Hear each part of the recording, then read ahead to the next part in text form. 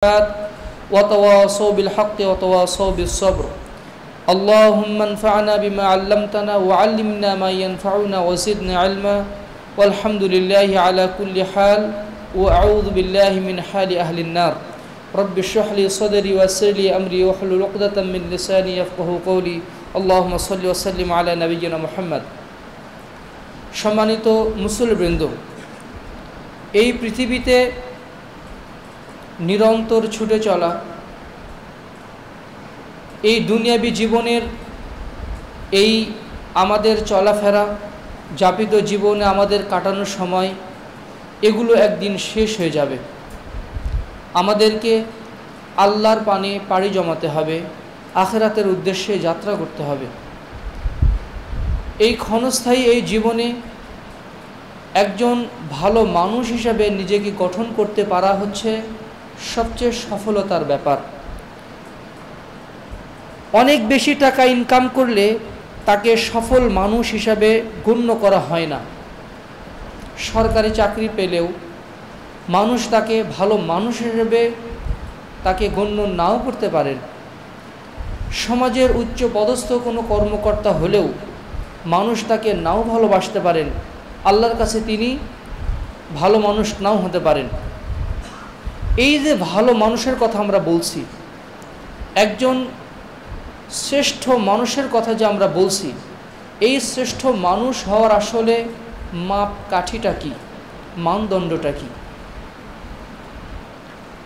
সমাজের মানুষ, বস্তুবাদী মানুষ যাদেরকে ভালো মানুষ হিসেবে, সফল মানুষ হিসেবে ট্রিট করে, আমরা কি তাকে ভালো মানুষ হিসেবে গণ্য করব, নাকি মানুষের সৃষ্টিকর্তা যাকে ভালো মানুষ হিসেবে আখ্যায়িত করেন, পৃথিবীর সর্বশ্রেষ্ঠ মানুষ যাকে ভালো মানুষ হিসেবে আখ্যায়িত করবেন, তাকে আমরা ভালো মানুষ হিসেবে গণ্য করব? মূলত ভালো মানুষ হিসাবে গণ্য হয় মানুষ দুইভাবে। এক নম্বর হচ্ছে আল্লাহ তাআলা এবং তার রাসূল যেই কাজগুলোকে সর্বশ্রেষ্ঠ কাজ বলেছেন, সেই কাজ যারা করবে, সেই কর্ম যারা বাস্তবায়ন করবে, তারাই হচ্ছে ভালো মানুষ, তারাই হচ্ছে শ্রেষ্ঠ মানুষ। অনুরূপভাবে মুআমালাতের ক্ষেত্রে, মানুষের সাথে লেনদেনের ক্ষেত্রে, ওঠা বসার ক্ষেত্রে যার চরিত্র ভালো, যার কথার আদব আছে, যার কথার সফটনেস আছে, যে মানুষের সাথে নরম ভাষায়, মিষ্টি ভাষায় কথা বলে, কখনোই তার আচরণের মাধ্যমে, কথার মাধ্যমে মানুষকে কষ্ট দেয় না, এই লোকেরাও ভালো মানুষ হিসাবে সমাজে স্বীকৃত।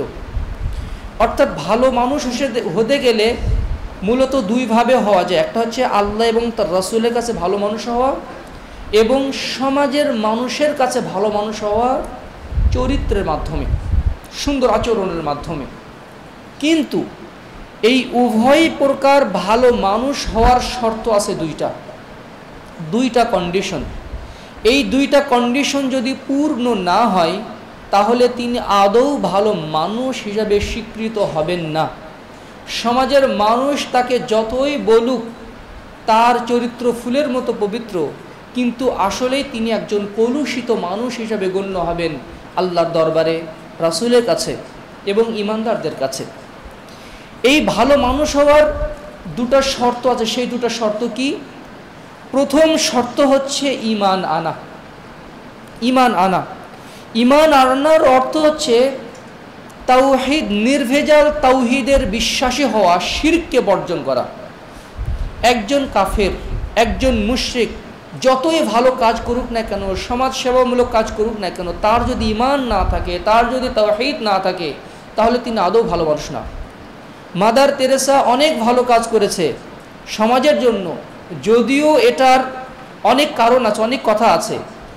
এদের সাময়িকভাবে তাকে মাটির মানুষ মনে করা হচ্ছে, তাকে একজন উপকারী মানুষ মনে করা হচ্ছে। হ্যাঁ, দুনিয়াবী জীবনের ক্ষেত্রে তাকে একজন ভালো মানুষ মনে হতে পারে।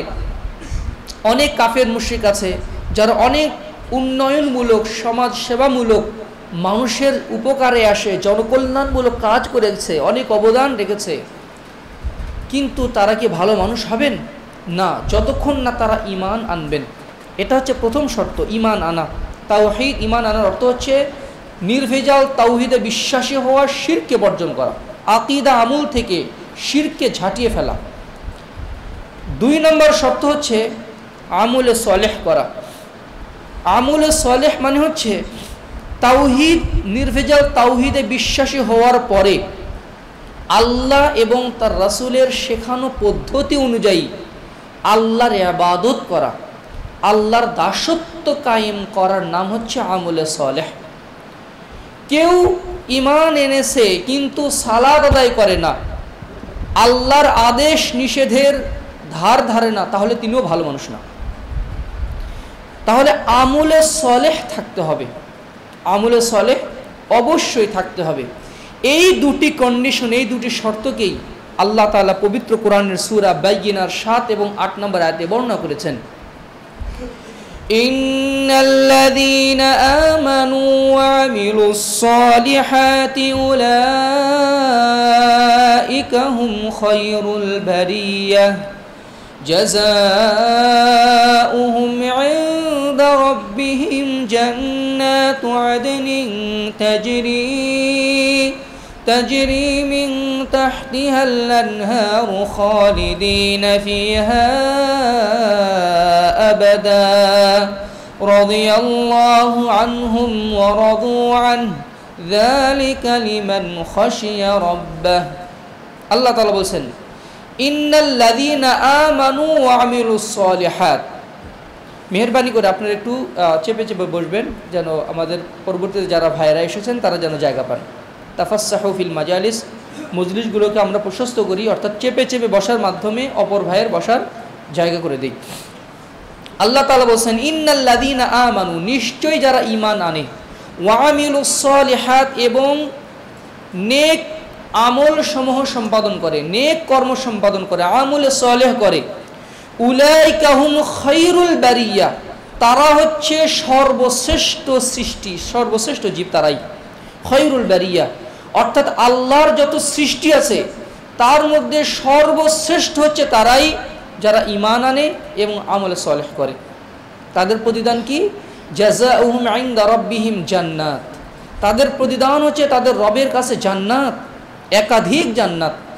তাজরি মিন তাহতিহাল আনহার, যা যেই জান্নাত সমূহের তলদেশ দিয়ে ঝর্ণা ধারা প্রবাহমান থাকবে, মধুর ঝর্ণা, নিটল পানির ঝর্ণা, তারপরে মধুর ঝর্ণা, দুধের ঝর্ণা প্রবাহমান থাকবে।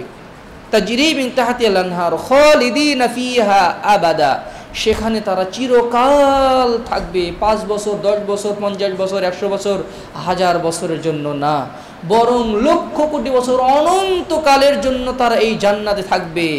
সুবহানাল্লাহি ওয়া বিহামদিহি, খালিদিনা ফিহা আবাদা রাদিয়াল্লাহু আনহুম ওয়া রাদু আন।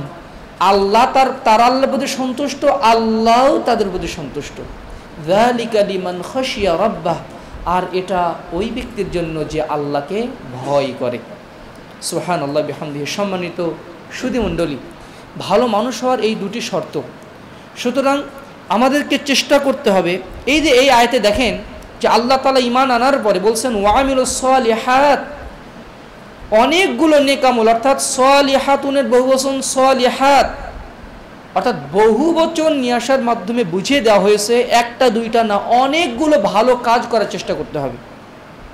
শুধু একটা আমলে সলেহ না, বিবিধ ধরনের বিভিন্ন রকমের আমলে সলেহে, নেক আমলে নিজেকে অভ্যস্ত করা যারা চেষ্টা করবে তারাই হচ্ছে ভালো মানুষ। সৃষ্টির সর্বশ্রেষ্ঠ জীব হচ্ছে তারাই। এই পৃথিবীতে সবচেয়ে ভালো মানুষ, এই পৃথিবীর সবচেয়ে ভালো মানুষ, শ্রেষ্ঠ মানুষ ছিলেন খায়রুল বারিয়া রাসূলুল্লাহ সাল্লাল্লাহু আলাইহি সাল্লাম। তিনি ছিলেন সবচেয়ে ভালো মানুষ, আর তার যুগের লোকেরা ছিল এই উম্মতের সবচেয়ে ভালো মানুষ।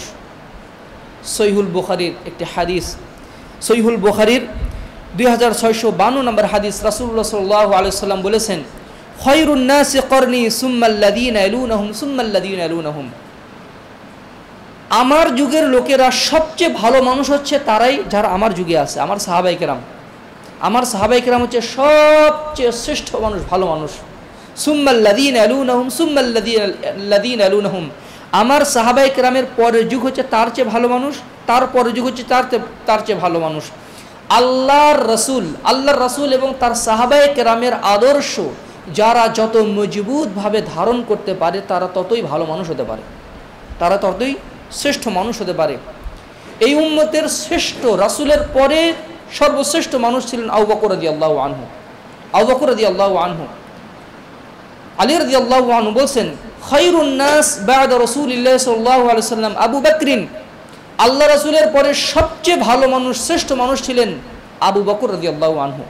ওয়া খায়রুন নাসি বা'দা আবি বকরিন ওমর, আর আবু বকরের পরে সবচেয়ে ভালো মানুষ, শ্রেষ্ঠ মানুষ ছিলেন ওমর রাদিয়াল্লাহু আনহু। সুবহানাল্লাহ বিহামদিহি সুবহানাল্লাহিল আযীম। আমরা যদি ভালো মানুষ হতে চাই, আদতে আমাদেরকে তাদের মতো হওয়ার চেষ্টা করতে হবে। তারা আল্লাহ রাসূল কীভাবে তার স্ত্রীদের সাথে আচরণ করেছেন, তার লাইফস্টাইল কেমন ছিল, তিনি পারিবারিক জীবনে কেমন ছিলেন, আমাকেও তার মতো হতে হবে। তিনি তার সাহাবায়ে কেরামের সাথে কেমন আচরণ করেছেন, আমাকে সেই রকম আচরণ করতে হবে। রাসূলুল্লাহ সাল্লাল্লাহু আলাইহি ওয়াসাল্লাম কীভাবে নেতৃত্ব দিয়েছেন, আমাকে সেইভাবে নেতৃত্ব দিতে হবে। তিনি কীভাবে দাওয়াতি কাজ করেছেন, আমাকে সেইভাবেই দাওয়াতি কাজ করতে হবে। রাসূলের যুগের সাহাবায়ে কেরাম যারা উম্মাহাতুল মুমিনিন ছিলেন, মা বোনদের জন্য তারা আদর্শ। উম্মাহাতুল মুমিনিন কেমন আদর্শে ছিলেন, তার রাসূলের সাথে স্বামী হিসেবে আল্লাহ রাসূলকে কেমনভাবে সম্মান করতেন, কিভাবে প্রাধান্য দিতেন, আমাদের মা বোনদেরকে সেই রকমই হতে হবে।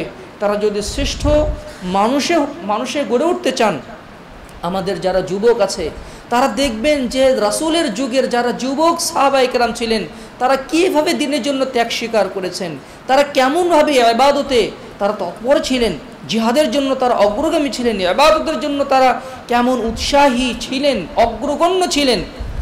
তাদের মতোই হতে হবে। রাসূলের যুগের লোকদের মতো ওই আদর্শ যদি আমরা আমাদের জীবনে ফিরিয়ে আনতে পারি, তাহলে আমরা সবচেয়ে ভালো মানুষে পরিণত হতে পারবো। তবে এই ভালো মানুষ হওয়ার কিছু বৈশিষ্ট্য আল্লাহ তাআলা এবং তার রাসূল কোরআনে বলেছেন। আমরা আজকে